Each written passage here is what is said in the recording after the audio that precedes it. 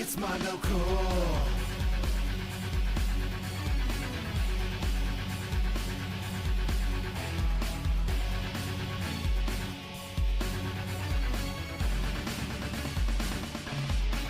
It's Mondo Cool.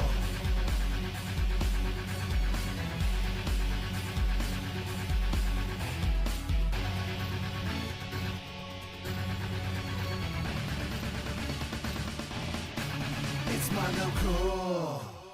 That's right, boys. Mondo Cool.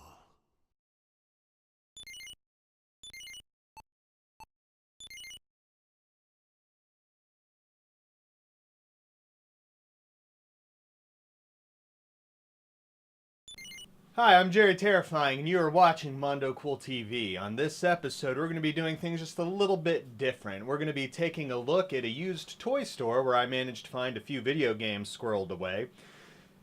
This is one of the pieces I'm the most happy with. As a lot of you know, I've been sitting on these segments for years and years, and we're finally bringing Mondo Cool TV together now and releasing it to the world.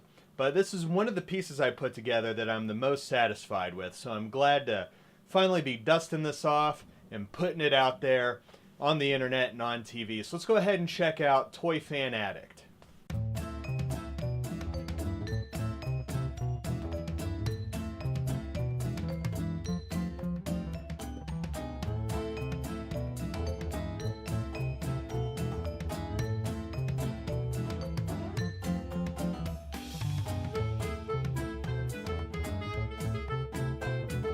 More or less decided I got tired of living out of a car, doing toy shows and flea markets and things like that, and the lady next door at Vintage 937 opened up a store. We kind of went in together and started that, and this building happened to be empty, and after a year of being over there, I decided, you know what, I think I can do this myself. So that's pretty much how I decided to open the store. Mostly local shows. I didn't do a lot of, enter different states or anything like that, but they were mostly local shows. Hare Arena has a couple of them a year. There's a Shop Till You Drop, which is kind of a variety of anything. It's more or less a flea market thing. I would do that show, and there's a couple shows in Cincinnati area, a couple shows in Columbus that I've done.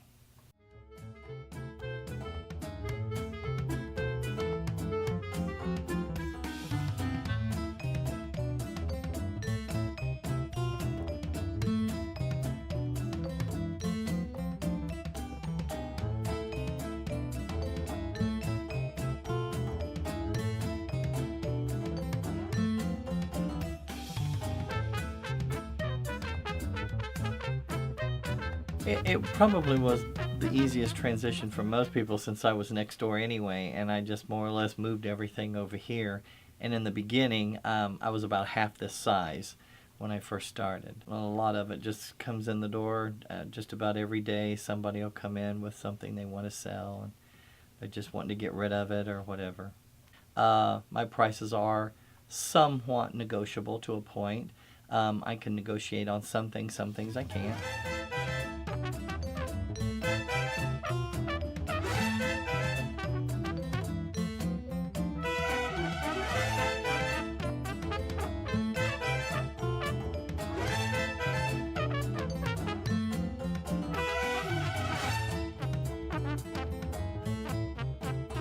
Well, I grew up in the 60s, so the toys that I knew about, that's not what's hot today. The one big thing I found out in nostalgia toys is it's a generational thing and it's a decade thing. Every decade it changes. And what's hot today may not be hot in another 5 or 10 years. Because as that generation comes around where they are, going into their 20s and 30s, they're starting to wanting to get back their childhood memories, and so it'll move to a different generation at that point. And what was hot, what Grandpa and Dad liked, the kids today don't want that.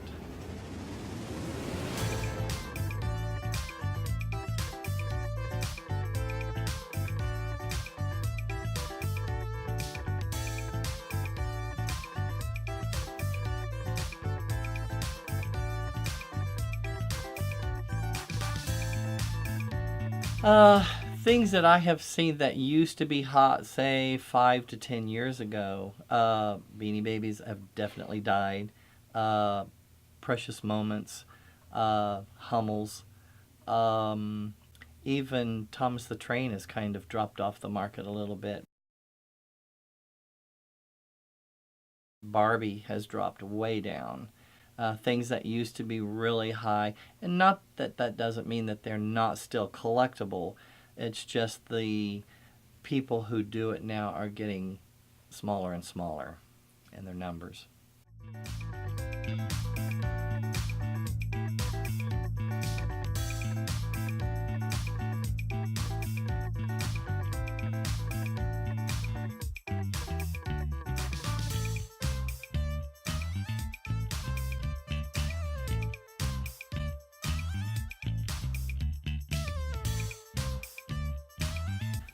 But as far as specify anything in here, no.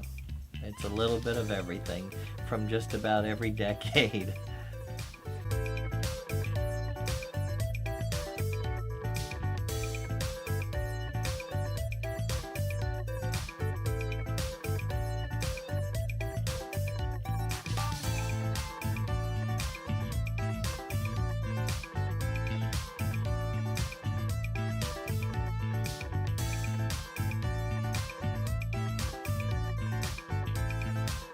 I collect Disney paraphernalia. When my son was 8 years old, he decided he didn't want to play with his toys anymore that was in his toy box, and so I went to clean it out, and he had a lot of small PVC pieces of Disney characters, and I've always been a big Disney fan. I grew up with Disney, and I thought, you know what, this would be something I could collect that would be small, and it wouldn't be, in the way, and my wife wouldn't get so upset with me. And to say the least, it exploded from there.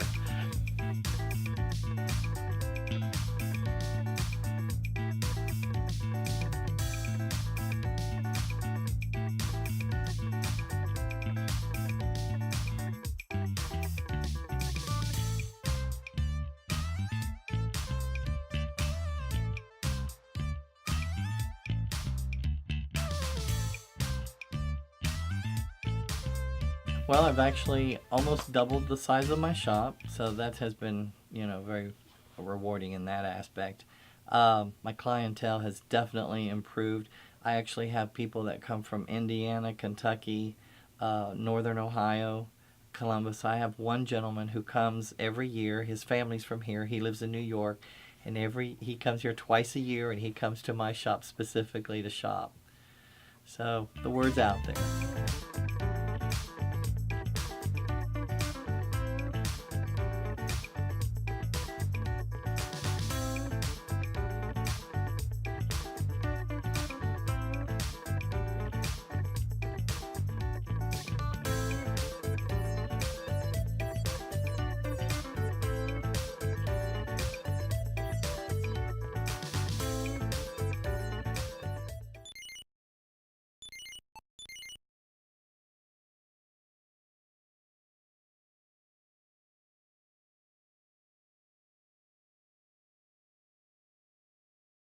All right, and what'd you think about that? I thought that was a pretty sharp segment. Right after I filmed that segment, I was out looking for deals at the garage sales, and I ran into him.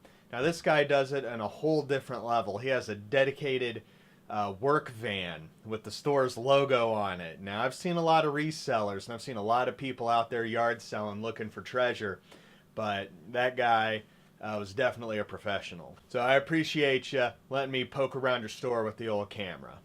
So to round out the episode, we're just going to look at some video game reviews. First up on the menu is Quarth for the Game Boy. This is a game I wound up enjoying quite a bit playing while on the clock at work.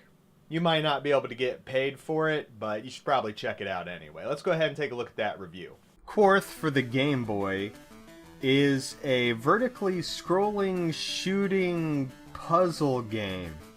It kind of defies genre conventions. It mashes a few things together and works very well. You do, however, have to put a little bit of time into this game for it to start to really make sense.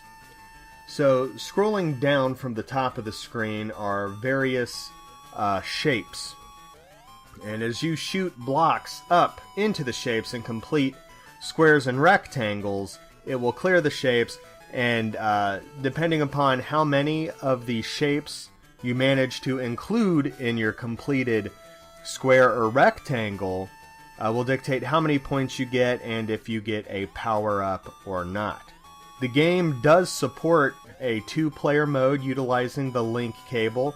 I managed to record some 2-player gameplay, capturing player 1 on a Super Game Boy 2 and player 2 on a GameCube Game Boy Player setup. I personally find this game to be very enjoyable, and I have sunk quite a bit of time into it at work. When recording this 2-player footage, my girlfriend ended up getting very into the game, and we spent about an hour playing it. The intent was to play a few practice rounds so that she got the concept of the game, and then just record a little bit, and then we were going to record a little bit of 2-player footage of the next project I had cooking. But she ended up enjoying it so much that she did not want to stop playing, which I take it as a good indicator of how quick and easy it is to pick up and really get into this game once you get the hang of it. The game does have a fairly good amount of power-ups that you can obtain by getting big point combos. The most common is used in the 2-player mode. As a player does well, the other player's screen becomes obscured, making it harder for the second player. If you have the most common power-up, using it will make that obscured area of the screen sort of see-through. So that's definitely good to hang on to in the multiplayer mode. If you're playing single player, it's really useless, so you can just let it sit in your inventory. There is a power-up that will freeze the progression of the falling shapes. There's a screen clearing power-up that will clear all of the shapes off the screen. Like if you get into a jam and you're about to die, that's a good time to dust off the one that clears the screen or halts the progress of the falling blocks, giving you a little bit of time to clear out the screen. Down on the D-pad makes the blocks fall faster, which sometimes you want to do, so if you're doing well, you can reveal more of the falling blocks and try to clear off some squares or rectangles. Up on the D-pad cycles through your power-ups, and then there is your shoot button and your button that activates the selected power-up. It's a pretty straightforward and simple game. I had a lot of fun with it in the single-player mode, and I definitely had a lot of fun playing it in the 2-player mode. I'm really glad that my woman enjoyed it so much, because I look forward to playing some more head-to-head Quarth. Overall, I'd recommend this game to pretty much just about anyone that enjoys your basic kind of puzzle games. If you enjoy your Bust-A-Moves, Tetris, Puyo Puyo, that kind of thing, you'll probably enjoy this game. It is an affordable title and should be in every Game Boy owner's collection, especially if you're lucky enough to have someone in your life to play link cable games with.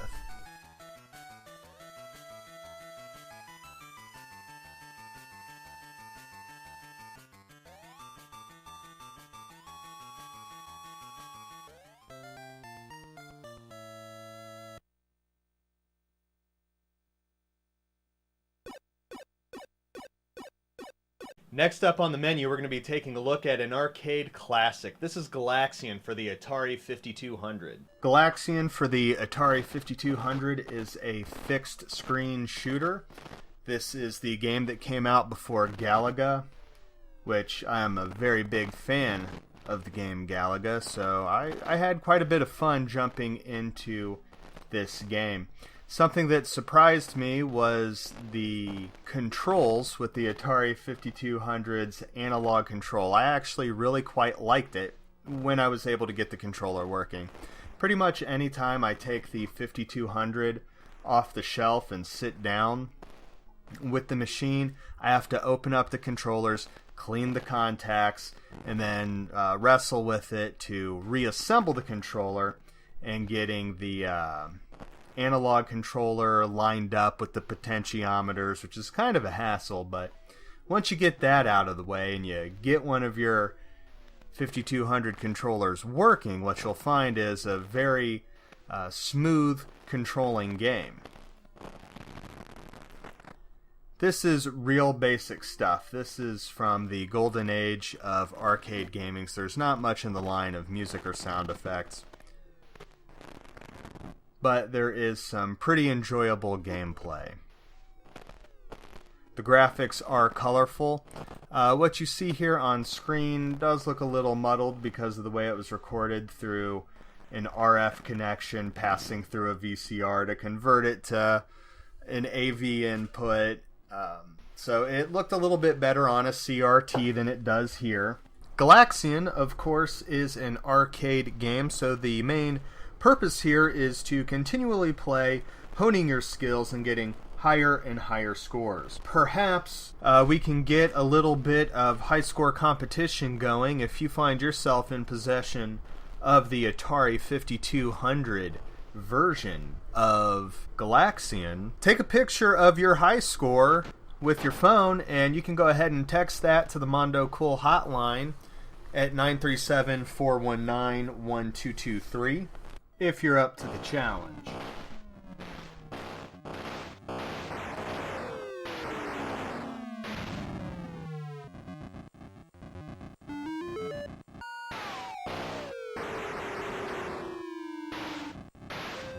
At first I wanted to make a joke about having to use your hands and it's a baby's toy, but then I realized that's Wild Gunman. Next up we're taking a look at Hogan's Alley, a similar NES light gun game. Let's see what I thought about it in a little more detail. Hogan's Alley for the Nintendo Entertainment System is a light gun game, and if you're a fan of my YouTube channel or a cable access television program, you know that I enjoy light gun games. So what did I think about this one? It's alright.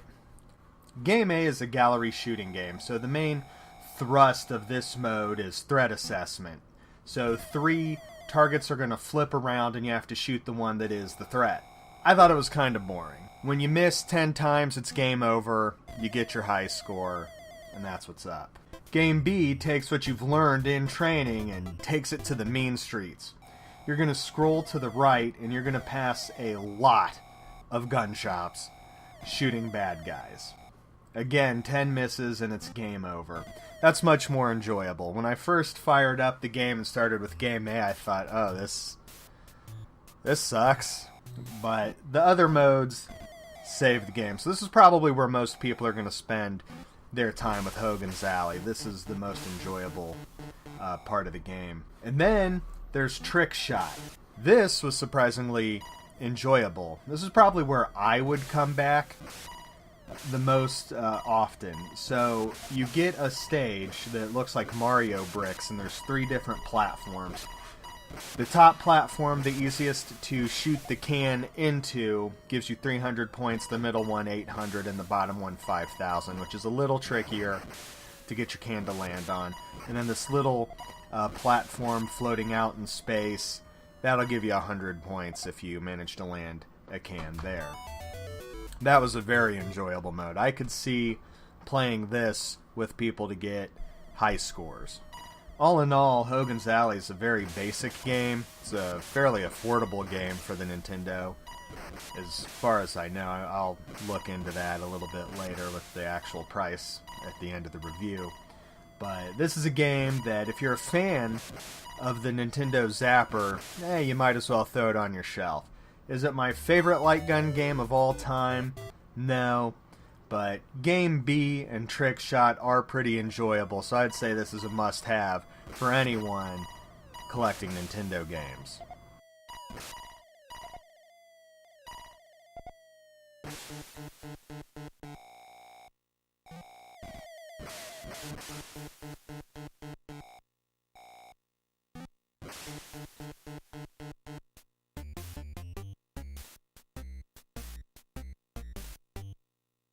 All right, chugging along for the Sega Master System. Let's go ahead and take a look at Global Defense.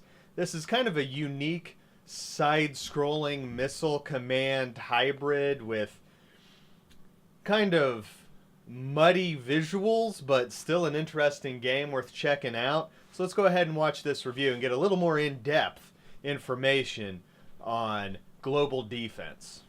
Global Defense for the Sega Master System is a side-scrolling shoot-'em-up, but it plays differently than any other side-scrolling shoot-'em-up I've ever played before. When you hold down the one button on the Sega Master System controller, it allows you to move your ship. When you let go of that button, you can freely move your aiming reticule, and the two button fires. When you fire, and your shot gets to the aiming reticule, it will burst, and there's a little radius where damage will be done. This kind of reminds me of the game Missile Defense, especially in the game's defensive half. The first half of the stage is the offensive half, where you side-scroll, and you have to attack the enemy ships and missiles that are being launched towards Earth.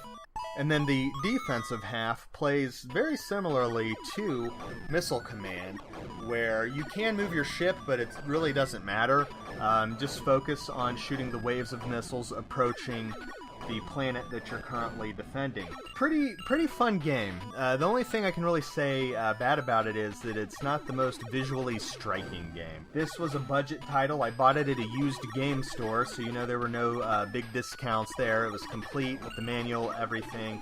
Paid $4 for it. So this is not a highly desirable title, but I had a lot of fun with it and managed to play pretty far into the game. I think I made it to the 7th planet. I have not beaten it. It does become challenging.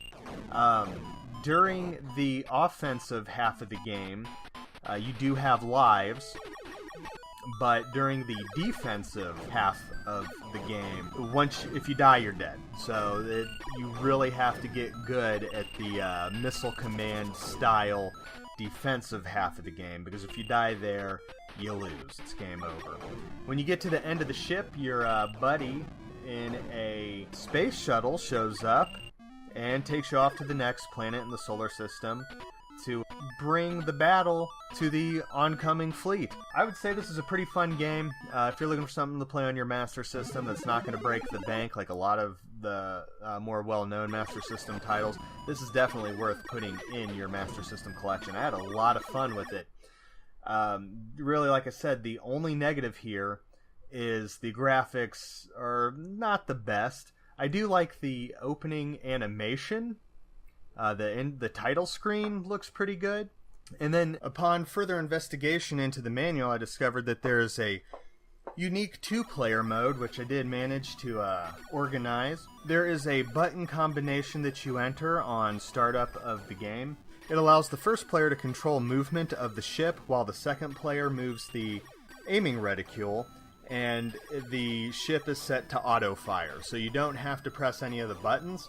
I've considered getting 2 Sega Genesis arcade sticks and seeing if I can play the game like a twin-stick shooter. I've not managed to make that happen, as I only own 1 Sega Genesis arcade stick, and I'm not sure that would or wouldn't add anything to the game. I do like a twin-stick shooter, so that was the first thing I thought when I saw it, but I was unable to test that out as much as I would like to.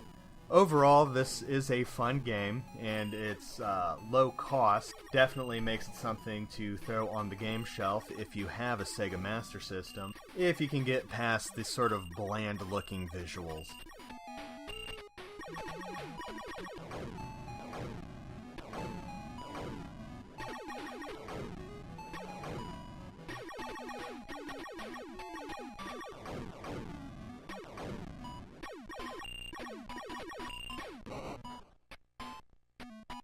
Last, but certainly not least, we're going to be taking a look at Cosmo Gang, the video.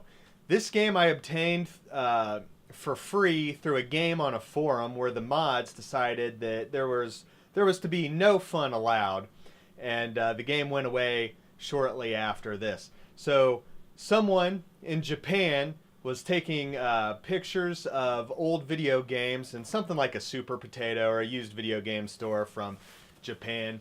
And the game was whoever guesses which game is the cheapest first wins that game. And I guessed Cosmo Gang was the cheapest. I forget the other games. And it was like a yen or two. Like it was, or not a yen, it was 100 yen or two. It was like $1 or two. And so tossed that guy my address, and a few weeks later showed up in the mailbox. I got Cosmo Gang the video. Now this is kind of a cute 'em up version of Space Invaders. Let's go ahead and check out the review. I really enjoyed this game, so I wanted to make sure to get this review tucked away in this episode to spread awareness of this game. So let's go ahead and check it out. Cosmo Gang the Video is a fixed shooter by Namco. This arcade conversion comes to the Super Famicom. It is a bright and colorful cutesy game, basically a cute 'em up version of Galaga. The player controls a ship that scrolls left and right and fires up. There are various power-ups like the ability to have twin blasters. There is a weapon that's reminiscent of mines. You can get the occasional shield. There's a weapon that will freeze all the enemies on screen for a short while. A giant spider web that slows the movement of other enemies. There are 5 worlds that you must go through. Upon completion of the 5th world, you will unlock the final zone, where you will fight the final boss, Don Cosmo. The gameplay is solid. If you're a fan of Galaga, you will enjoy this game. I found the 3rd planet to be the most challenging, but if you can stick to it, you'll be able to beat it without too much hassle. There are multiple difficulties, normal, hard, and very hard. I've played through the game on normal and found it to be a fair challenge. Veteran shooter fans may enjoy the higher difficulties. I personally enjoyed the game quite a bit. I liked the colorful graphics and the solid, tried and true Galaga gameplay. I would recommend checking this game out.